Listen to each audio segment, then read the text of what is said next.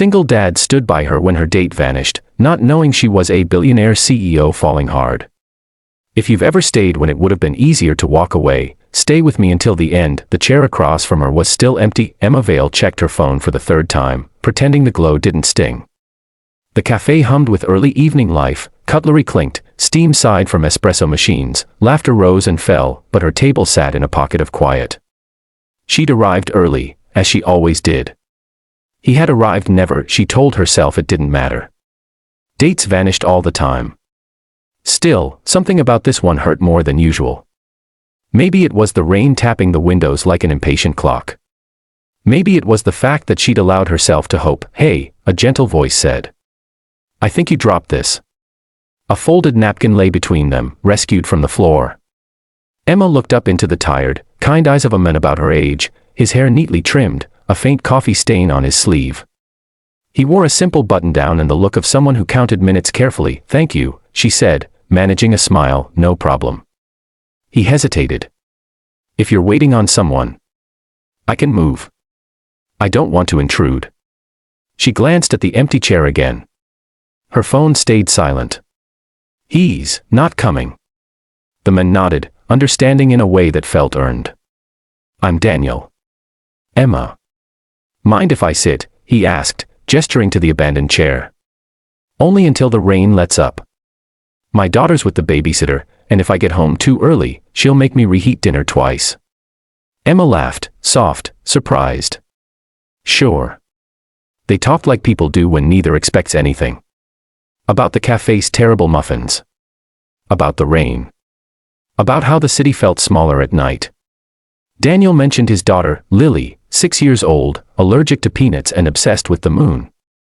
He didn't complain, he spoke with a quiet pride that settled warmly between them. Emma listened. Truly listened. She didn't mention boardrooms or shareholders or the way her calendar ruled her life. Tonight, she wanted to be just a woman with an empty chair and a warm cup. When the barista brought the check, Daniel reached for it. Emma protested. He smiled. "Consider it a tax on bad dates." As they stood to leave, the rain slowed to a whisper. Daniel held the door open, then paused. "If you want," he said, careful not to assume, "we could walk a bit. No expectations. Just company." Emma surprised herself by saying yes. Outside, the streetlights painted soft halos on the wet pavement. They walked side by side, not touching, sharing the kind of silence that didn't need fixing.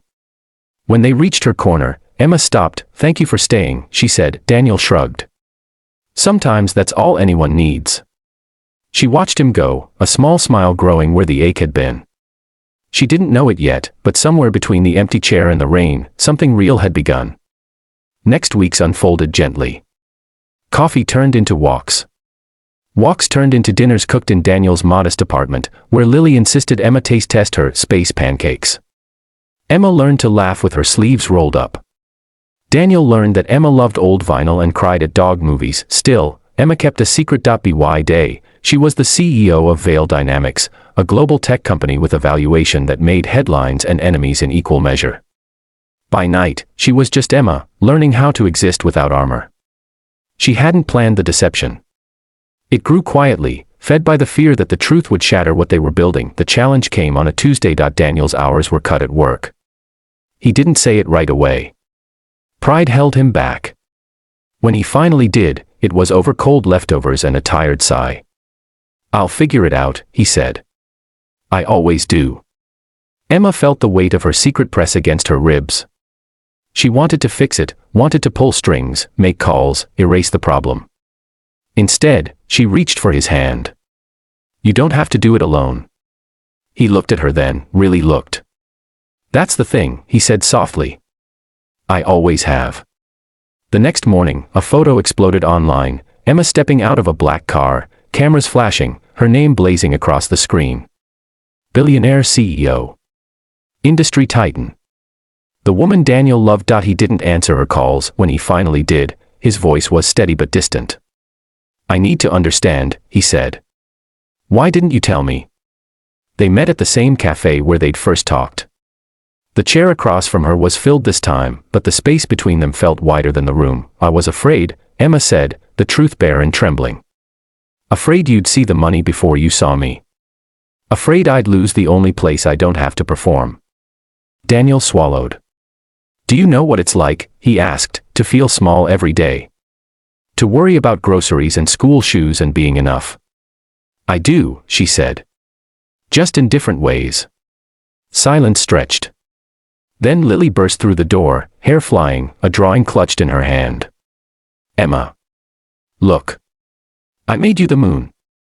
Something in Daniel broke open. He watched as Emma knelt, eyes shining, thanking Lily as if the drawing were priceless. He exhaled. I don't want your world fixing mine, he said. I want you in it. Emma nodded. Then let me walk beside you. No shortcuts. They set boundaries. Emma didn't buy solutions. Daniel didn't hide his struggles. Together, they found balance, Emma using her influence only when asked, Daniel accepting help without losing himself. Months later, at a small park under a wide, patient sky, Daniel stood with Lily between them. I stayed that night, he said to Emma, because you looked like someone who needed it. Emma smiled through tears. I fell because you did. If this story moved you, if you've ever stayed, or wished someone had, share it. And tell me in the comments, would you have stayed that night?